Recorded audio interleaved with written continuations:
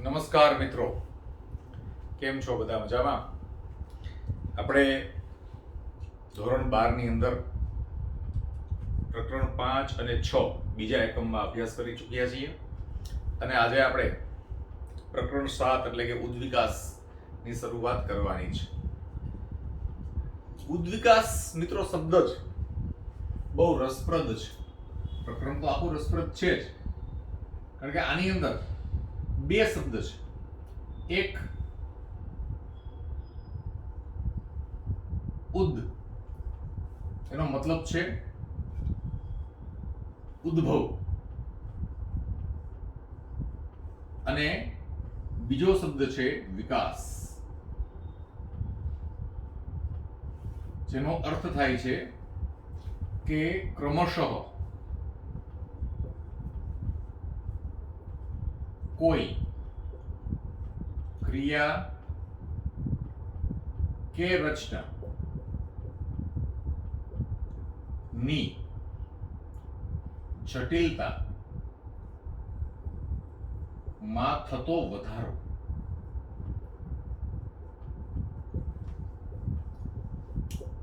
બરોબર? ઉદ્વિકાસ શબ્દનો મતલબ તમે સમજો. બે શબ્દનો બનેલો છે. ઉદ એટલે ઉદ્ભવ, કે જ્યાંથી શરૂઆત થઈ, અને વિકાસ એટલે કે ક્રમશઃ કોઈ પણ પ્રક્રિયા કે ક્રિયા કે કોઈ રચના ની જટિલતામાં, સંકીર્ણતામાં, જટિલતા અથવા આપણે બીજો શબ્દ વાપરીએ સંકીર્ણતા માં થતો વધારો, સંકીર્ણતામાં થતો વધારો એટલે કે વિકાસ. બરોબર? તો આ બે શબ્દનો બનેલો છે આ શબ્દ. ઉદ્વિકાસીય જીવ વિજ્ઞાન એ જીવન સ્વરૂપોના પૃથ્વી ઉપરના ઇતિહાસનો અભ્યાસ છે. જીવન સ્વરૂપોના પૃથ્વી ઉપરનો ઇતિહાસ. બરોબર? ઉદ્વિકાસની અંદર આપણે જીવંત સ્વરૂપો નો પૃથ્વી પરનો ઇતિહાસ સમજીએ છીએ કે પૃથ્વી ઉપર જીવન કેવી રીતે આવ્યું, કેવી રીતે શરૂ થયું, અને કેવી રીતે ક્રમશઃ જટિલ કક્ષાના પ્રાણીઓ છે તે વિકાસ પામ્યા છે. લાખો વર્ષોથી પૃથ્વી ઉપર વનસ્પતિ અને પ્રાણીઓમાં થતા ફેરફાર સમજવા માટે આપણે જીવનની ઉત્પત્તિ સંદર્ભે સમજ કેળવવી જરૂરી છે. એટલે કે પૃથ્વી, તારા અને છેક સ્વયં બ્રહ્માંડનો ઉદ્વિકાસ. શરૂઆત આપણે બ્રહ્માંડના ઉદ્વિકાસથી કરવી પડે, અને ત્યાંથી આપણે શરૂ કરીને છેવટે મનુષ્ય સુધી આવવું પડે. લાંબી લાંબી અટકળબાજીઓ અને પૂર્ણ કાલ્પનિક વાર્તાનો ક્રમ સાંભળવામાં આવે છે. ઘણી બધી થિયરીઝ છે, ઘણા બધા મિસકન્સેપ્શન્સ છે, ઘણી બધી પરિકલ્પનાઓ છે, ઘણી બધી સંકલ્પનાઓ છે. બરોબર? કે ભાઈ ઉદ્વિકાસ કેવી રીતે થયો છે, કે આ સજીવ કેવી રીતે આવ્યા છે, એ બધી વાત આવી છે. આ ગાથા પૃથ્વીના ઉદ્વિકાસના સંદર્ભમાં અને બ્રહ્માંડની ઉદ્વિકાસની પૃષ્ઠભૂમિ સાથે જીવનની ઉત્પત્તિ અને જીવન સ્વરૂપો અથવા જૈવ વિવિધતાના ઉદ્વિકાસની છે. તો આપણે જે અભ્યાસ કરવાનો છે, બરોબર, એની અંદર આપણે શું જોવાનું છે? તો કે જીવનની ઉત્પત્તિ, જીવનની ઉત્પત્તિ, બરોબર, કે સજીવ કેવી રીતે ઉત્પન્ન થયા અને એમાંથી વિવિધ પ્રકારના જીવન સ્વરૂપો અને તેમાંથી વિવિધ પ્રકારના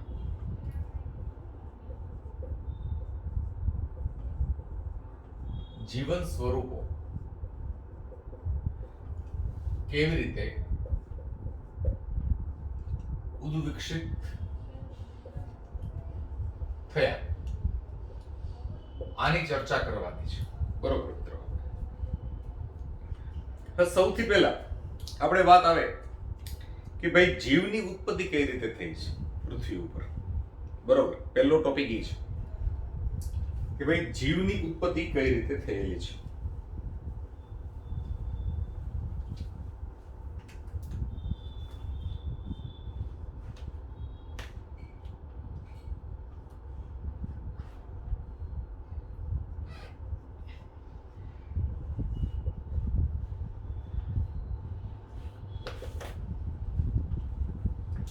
બરોબર. તો જ્યારે આ તો મિત્રો કેવું છે કે સજીવની ઉત્પત્તિ થઈ ત્યારે આપણે તો હાજર હતા નહીં, એટલે આપણે તો સાયોગિક પુરાવા છે, વૈજ્ઞાનિક પુરાવાઓ છે, અશ્મિઓ છે, આવી બધી વસ્તુઓ છે, એના સંદર્ભે બધો અભ્યાસ છે એ કરવાનો થતો હોય. જ્યારે આપણે રાત્રે ખુલ્લા આકાશમાં તારાઓ જોઈએ છીએ ત્યારે આપણે વીતેલા સમયને જોઈએ છીએ. તારાઓ અત્યારે જે દેખાય ને ત્યાં છે જ નહીં, બરોબર, કારણ કે ત્યાં તો એ કદાચ હજારો વર્ષ પહેલા હતા. ત્યાંથી એનો પ્રકાશ પૃથ્વી સુધી આપણા સુધી પહોંચતા માટે હજારો પ્રકાશ વર્ષ લાગે છે. તો એ આજથી ઘણા વર્ષો પહેલા ત્યાં હતા. અને આપણે જ્યારે તારા જોઈએ છીએ ત્યારે હકીકતમાં ભૂતકાળની જ જોઈએ છીએ, બરોબર,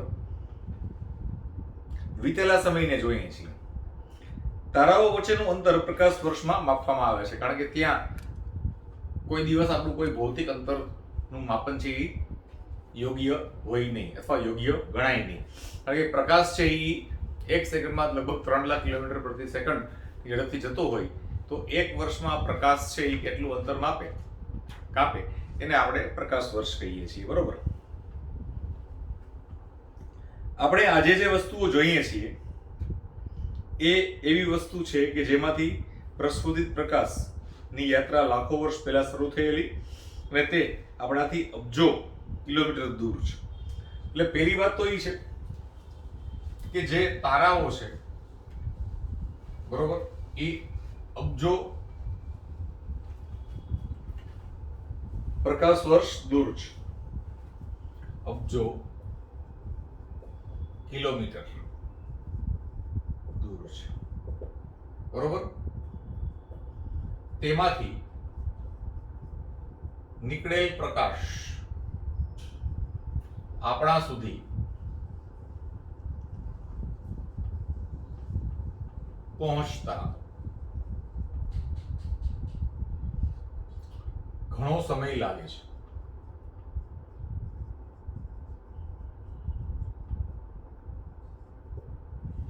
આપણે કહી શકીએ કે તેમની વચ્ચે જે આપણે સમય લાગે છે તે લાખો વર્ષ પહેલા, બરોબર, લાખો વર્ષ લાગે છે.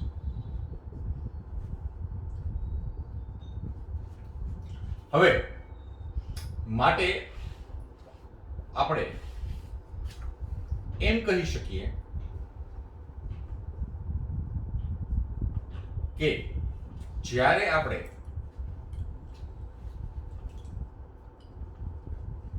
તારાઓને જોઈએ છીએ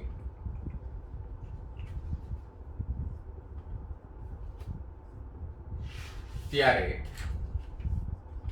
આપણે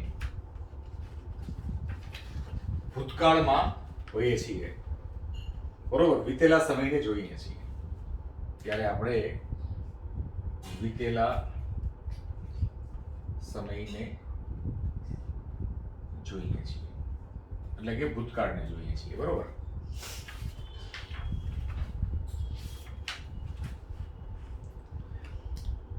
જીવની ઉત્પત્તિ બ્રહ્માંડના ઇતિહાસમાં એક વિશિષ્ટ ઘટના માનવામાં આવે છે. બ્રહ્માંડ વિશાળ છે, તેના સંદર્ભમાં કહીએ તો પૃથ્વી એક કણ માત્ર છે, બરોબર. હું એમ કહું કે આ બ્રહ્માંડ છે, માનો કે આ બોર્ડ છે, તો આ પૃથ્વી છે, બરોબર. હવે તમે વિચાર કરો કે આ બોર્ડની સાઈઝ કેટલી છે, બરોબર, અને આ ટપકું કેટલું છે, એટલી આપણી પૃથ્વી છે, બરોબર. ને એ પૃથ્વીની અંદર ભારત છે, ભારતમાં ગુજરાત છે, ગુજરાતમાં જુનાગઢ છે, જુનાગઢમાં હું છું, કેશોદ છે, ને એમાં તમે છો. તો વિચાર કરો કે આપણું અસ્તિત્વ શું, બરોબર. બ્રહ્માંડ લગભગ 20 બિલિયન વર્ષ જૂનું છે. બ્રહ્માંડ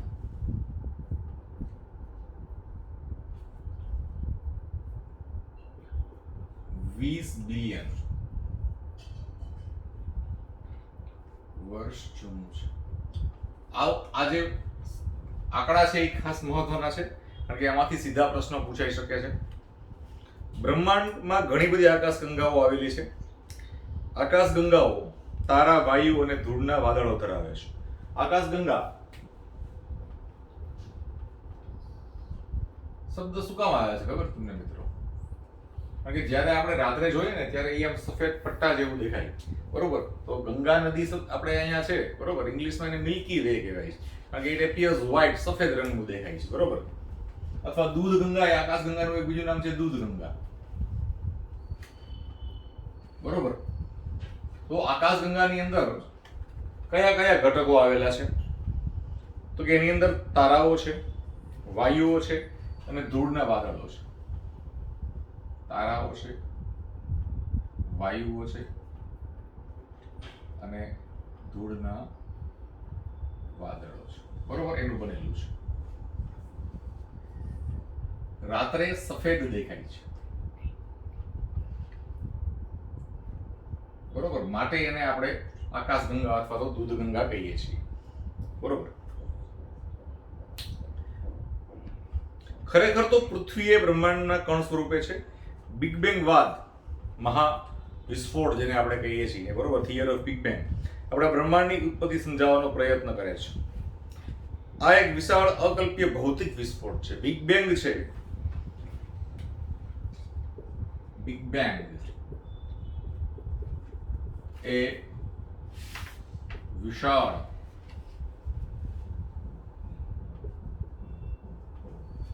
ખૂબ જ વિશાળ અકલ્પ્ય, કલ્પના ન કરી શકાય એવો ભૌતિક વિસ્ફોટ છે.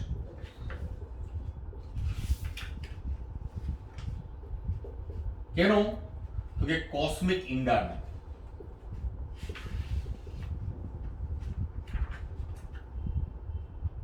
કોસ્મિક એગ, બરોબર? બ્રહ્માંડ વિસ્ફોટને કારણે બ્રહ્માંડ વિસ્તરે છે અને એને પરિણામે તાપમાન ઘટે છે. હાઇડ્રોજન અને હિલિયમ થોડા સમય પછી સર્જાય છે, બરોબર? કે જે બિગ બેંગ થયું, બરોબર, ત્યારે માત્ર ઉર્જા હતી. એ ઉર્જા ધીરે ધીરે તત્વોમાં પરિવર્તિત થાય. તો પહેલા તત્વો ક્યાં બને છે? તો કે હાઇડ્રોજન અને હિલિયમ, બરોબર? આ બિગ બેંગમાં શું મુક્ત થાય છે? તો કે પ્રચંડ ઉર્જા,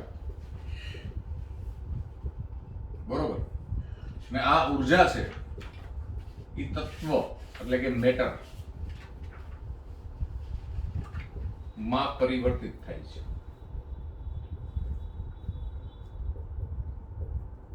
બરોબર? સૌપ્રથમ સૌથી હળવા તત્વો હોય તે નિર્માણ પામે છે. હાઇડ્રોજન અને હિલિયમ નિર્માણ પામે છે.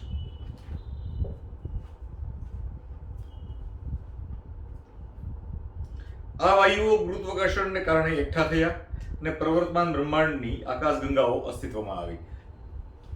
કારણ કે થાય એવું કે એક વખત હાઇડ્રોજન બને તો આ હાઇડ્રોજન છે તે ભેગા થાય, બરોબર? 4 હાઇડ્રોજન ભેગા થાય ને મિત્રો, બરોબર? અને આ 4 હાઇડ્રોજન ગુરુત્વાકર્ષણ, પ્રચંડ ગુરુત્વાકર્ષણ, કલ્પનામાં ના આવે એટલું, બરોબર? આને કારણે શું થાય? તો કે તાપ ન્યુક્લિય સંલયન ની પ્રક્રિયા શરૂ થાય. જેને કહેવાય ન્યુક્લિયર ફ્યુઝન, બરોબર? ને આ પ્રક્રિયા છે એ બધા તારામાં ચાલે છે.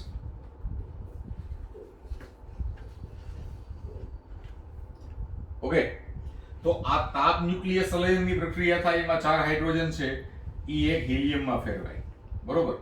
તો આને પરિણામે, બરોબર, હવે અહીંયા છે ને આ ઉર્જા મુક્ત થઈ, રેડી? અને આ ઉર્જા છે એ બે સ્વરૂપે આવે, એક ગરમી અને બીજો પ્રકાશ. અને પ્રકાશ એક વખત પ્રસ્ફુટિત થાય એટલે આખી આકાશ ગંગા ધીમે ધીમે ક્રમશઃ તારાઓના ઉદ્ભવને કારણે, બરોબર, વિશાળ હાઇડ્રોજનના જે વાદળો બન્યા હોય એ વાદળની અંદર તાપ ન્યુક્લિયર સંલયનની પ્રક્રિયા શરૂ થાય અને એ વાદળો હવે પછી કેમાં ફેરવાય? તો કે તારામાં. અને આ તારાઓ જ્યારે એક સાથે પ્રસ્ફુરિત થાય અને પ્રકાશ આપે ત્યારે દૂધ ગંગા છે એ અસ્તિત્વમાં આવે અથવા તો દેખાય, બરોબર?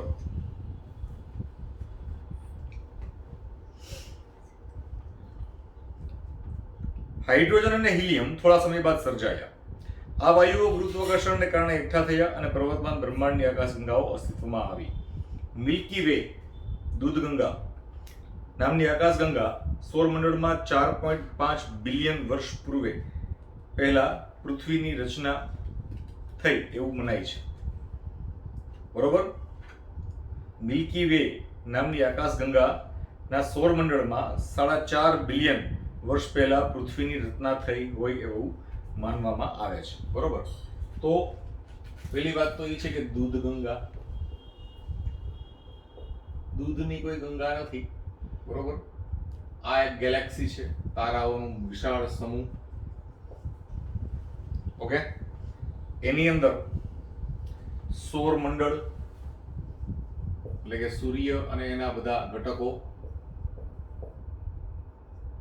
એની અંદર પૃથ્વી લગભગ 4.5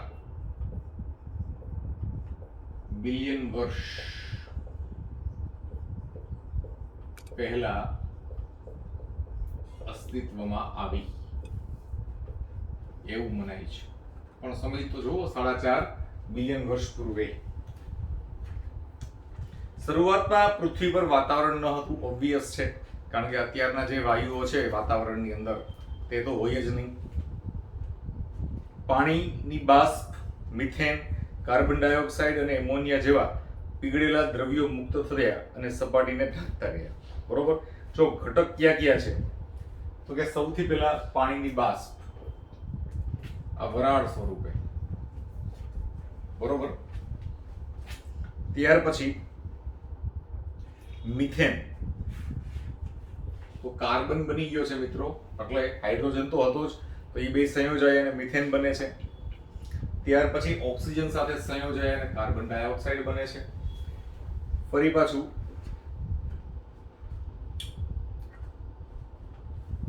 નાઇટ્રોજન સાથે જોડાય અને એમોનિયા બનાવે છે. તો આ શરૂઆતના ઘટકો છે. બરોબર. આ શરૂઆતમાં નિર્માણ પામેલા ઘટકો છે જેને પૃથ્વીની સપાટીને ઢાંકે છે. સૂર્યમાંથી આવતા યુવી કિરણો, કારણ કે ઓઝોન છે નહીં તો યુવી કિરણોને રોકનારું કોઈ છે નહીં. પાણીને હાઇડ્રોજન અને ઓક્સિજનમાં વિખંડિત કર્યા અને હલકો હાઇડ્રોજન મુક્ત થયો. એમોનિયા અને મિથેન સાથે ઓક્સિજન જોડાઈ પાણી, કાર્બન ડાયોક્સાઇડ અને અન્ય સંયોજનની રચના કરી. બરોબર. આપણે એમ કહીએ કે આ H2O છે, એની ઉપર યુવી કિરણો આવે તો હાઇડ્રોજન અને ઓક્સિજન છે એ મુક્ત થાય છે. રેડી. તો આ હાઇડ્રોજન અને ઓક્સિજન છે તે જો કાર્બન સાથે સંયોજાય તો મિથેનનું નિર્માણ થશે, નાઇટ્રોજન સાથે સંયોજાશે તો એમોનિયાનું નિર્માણ થશે. બરોબર. આ કાર્બન સાથે સંયોજાશે તો કાર્બન ડાયોક્સાઇડનું નિર્માણ થશે. બરોબર. આ રીતે પ્રક્રિયા છે તે જોવા મળે છે. ઓઝોનનું સ્તરનું નિર્માણ થયું. કઈ રીતે નિર્માણ થયું? કે આ ઓક્સિજન, બરોબર, આ ઓક્સિજનનો જે અણુ છે તે બીજા એલિમેન્ટલ ઓક્સિજન સાથે સંયોજાય તો આપણે ખબર છે કે O3 એટલે કે ઓઝોનનું નિર્માણ થાય છે. જ્યારે પૃથ્વી ઠંડી થઈ ત્યારે પાણીની બાષ્પ વરસાદ સ્વરૂપે પડ્યો. વરસાદ એ કેટલો વેચ્યો? 7 લાખ વર્ષ. આઈ રિપીટ, 7 લાખ વર્ષ સુધી સતત વરસાદ વેચ્યો ને ત્યારે પૃથ્વીનું તાપમાન છે એ ઠેર્યું. અને અત્યારે ઉપર જેની ઉપર આપણે રહીએ છીએ એ મૃદાવરણનો પોપડો છે એ રચાણો છે.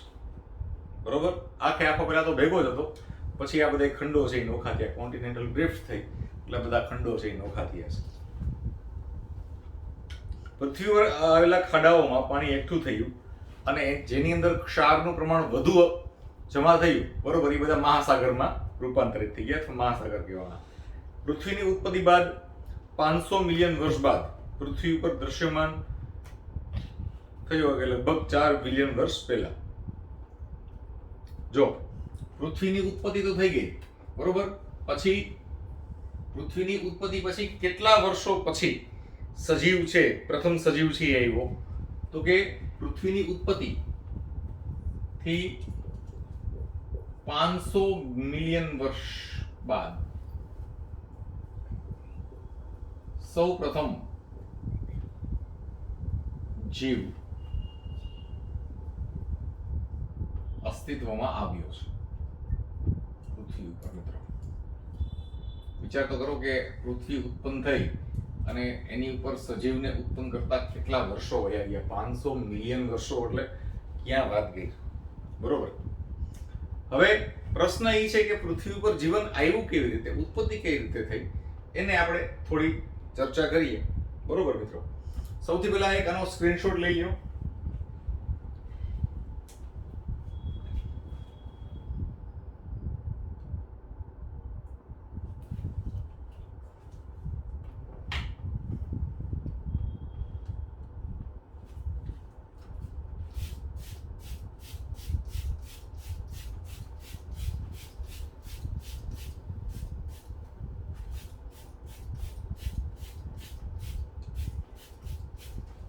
આની અંદર મિત્રો આપણે ટેક્સ્ટબુક ની અંદર જે માહિતી છે, ટેક્સ્ટબુક જ પહેલા કરવાની છે, જે ખૂબ જ મહત્વની છે. એનો આપણે એક એક વર્ડ, એક એક લાઈન છે એ સમજવાનો પ્રયત્ન કરવાનો છે.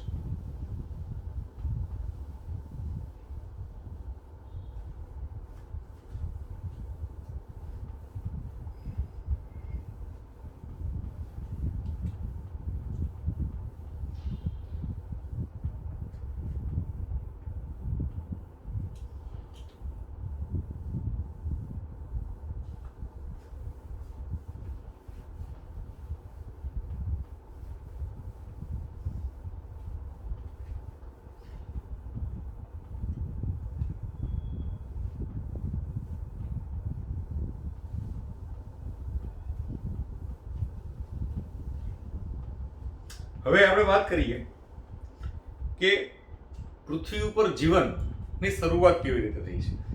તો પૃથ્વી ઉપર સજીવ અથવા તો જીવનની ઉત્પત્તિને સમજાવતા તો ઘણા બધા સિદ્ધાંતો છે. બરોબર. તેની આપણે વાત કરશું.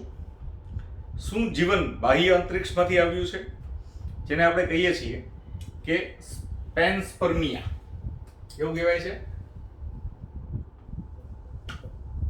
પેન્સપર્મિયા.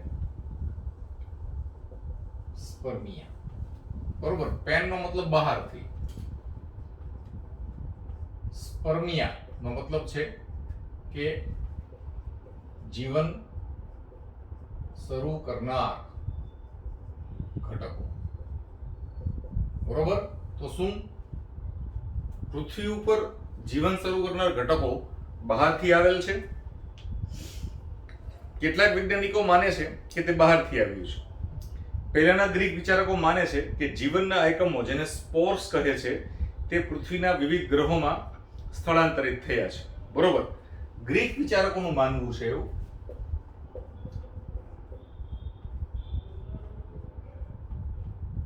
બરોબર. સ્પોર્સ કહે છે.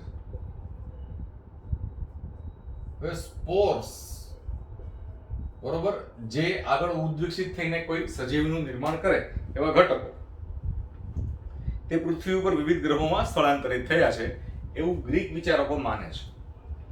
પેન્સપર્મિયા હજુ પણ અમુક ખગોળશાસ્ત્રીઓનો માન્ય વિચાર છે. બરોબર, કે બહારથી જીવન આવેલું છે. ઘણા સમય સુધી એવું પણ માનવામાં આવતું હતું કે જીવ સડતી અને કોહવાતી વસ્તુઓ જેવી કે ઘાસ અને કાદવમાંથી ઉત્પન્ન થયું.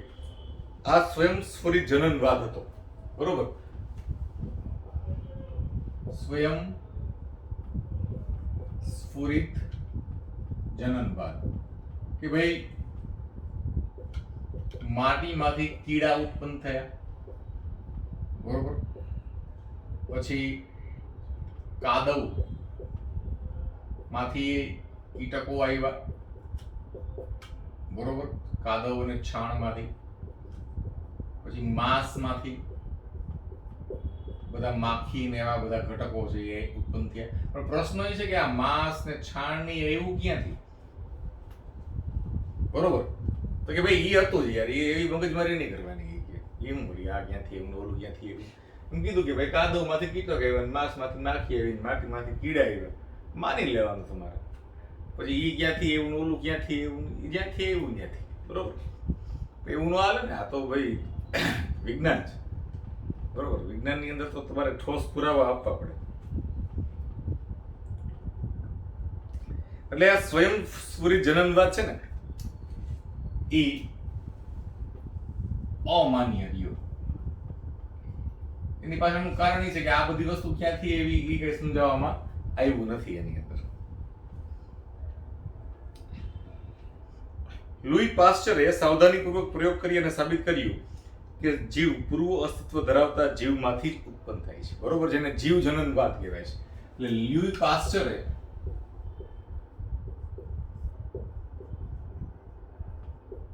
જે સાબિત કર્યું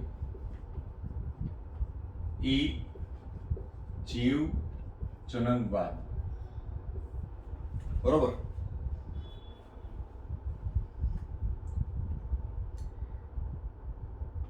તેમણે જોયું કે જંતુરહિત ફ્લાસ્કમાં મૃત યીસ્ટને રાખવામાં આવે તો નવો સજીવ પેદા થતો નથી, જ્યારે બીજા ફ્લાસ્કમાં ખુલ્લી હવા દાખલ થતા મૃત યીસ્ટમાંથી નવા સજીવો ઉત્પન્ન જોવા મળે છે, બરોબર. આ છે ને બોટલ નેક એક્સપેરિમેન્ટ છે. આવી રીતે એક બોટલ લીધી હતી કાચની, બરોબર, સ્વાન નેક બોટલ કહેવાય એને.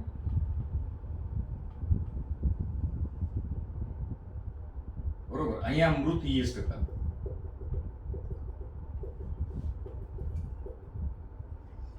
ઓકે, તો આની અંદર છે ને કોઈ નવો સજીવ છે એ ઉત્પન્ન ન થયો, પણ આ જ બોટલ છે, આ સ્વાન નેક બોટલ જેને કહેવાય, બરોબર.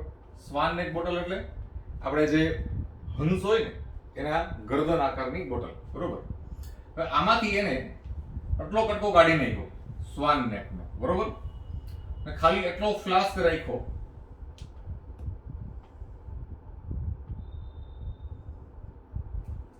ઓકે, આટલો કટકો કાઢી, આટલો ભાગ કાઢી નાખ્યો અને આટલો ભાગ રાખ્યો,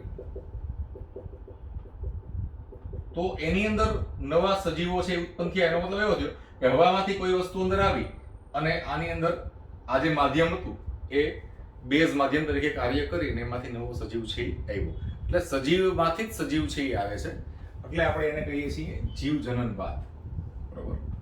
લાઈફ કમ્સ ફ્રોમ લાઈફ, એના જેવું છે.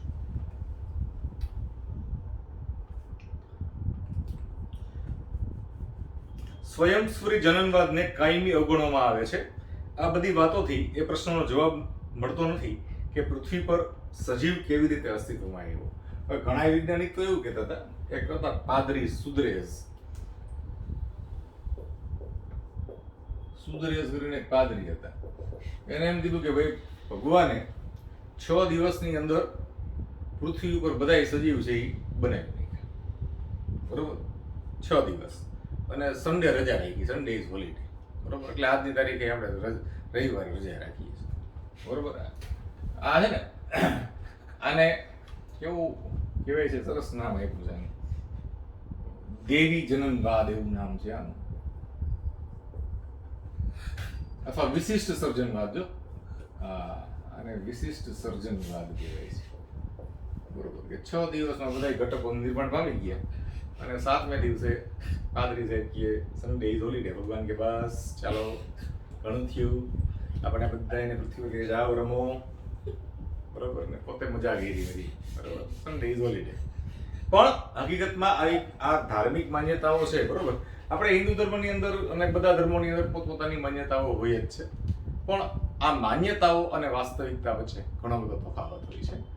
ને આપણે વૈજ્ઞાનિક દ્રષ્ટિકોણથી જ્યારે અભ્યાસ કરીએ ત્યારે આપણને ખ્યાલ આવે કે હકીકતની અંદર આપણે કઈ વસ્તુ છે એ ક્યાંથી ઉત્પન્ન થઈ છે, કેવી રીતે ઉત્પન્ન થઈ છે, કયા ઘટકો કયા કયા વિકાસના તબક્કામાંથી પસાર થઈ છે, આ બધી વસ્તુનો અભ્યાસ કરીએ ત્યારે આપણને સાચો ખ્યાલ આવે છે, મિત્રો, બરોબર. હવે સૌથી પહેલા આનો એક નાનકડો સ્ક્રીનશોટ લઈ લ્યો. જો આના આપણે મેં તમને કીધું કે આ બોટલ નેક નો પ્રયોગ કહેવાય છે, અને આ છે ને આ સ્વીકાર્ય છે, જ્યારે આ અમાન્ય છે, બરોબર. સ્વયંસ્ફુરિત જનનવાદ છે તે અમાન્ય છે, એને આપણે અજીવ જનનવાદ તરીકે પણ ઓળખીએ છીએ. એટલે જીવ જનનવાદ છે એ લુઈ પાસ્ચર દ્વારા આપવામાં આવેલ છે અને તે સ્વીકાર્ય છે, બરોબર મિત્રો. હવે નેક્સ્ટ ટોપિકની અંદર આપણે રશિયાની અંદર જે ઓપેરિન અને હેલ્ડન, બરોબર, ઇંગ્લેન્ડના જે વૈજ્ઞાનિક છે એ હેલ્ડન છે, અને રશિયન વૈજ્ઞાનિક છે તે ઓપેરિન છે, એ બંને આ જે પ્રયોગો છે એની વિશે ચર્ચા કરવાની છે અને આપણે પ્રકરણમાં આગળ વધવાનું છે મિત્રો. બરોબર. હવે આ ચેપ્ટરની અંદર મેં તમને કીધું એમ કે આપણે માત્ર ટેક્સ્ચ્યુઅલ બેઝ વસ્તુ સમજવાનો પ્રયત્ન વધારે કરવાનો છે. એક એક વર્ડ છે, એક એક લાઈન છે, તે વ્યવસ્થિત રીતે સમજજો, જેથી કરીને એને આધારે કોઈ પણ MCQ હોય તો એ તરત જ તમને કેપ્ચર થઈ જાય. ઓકે.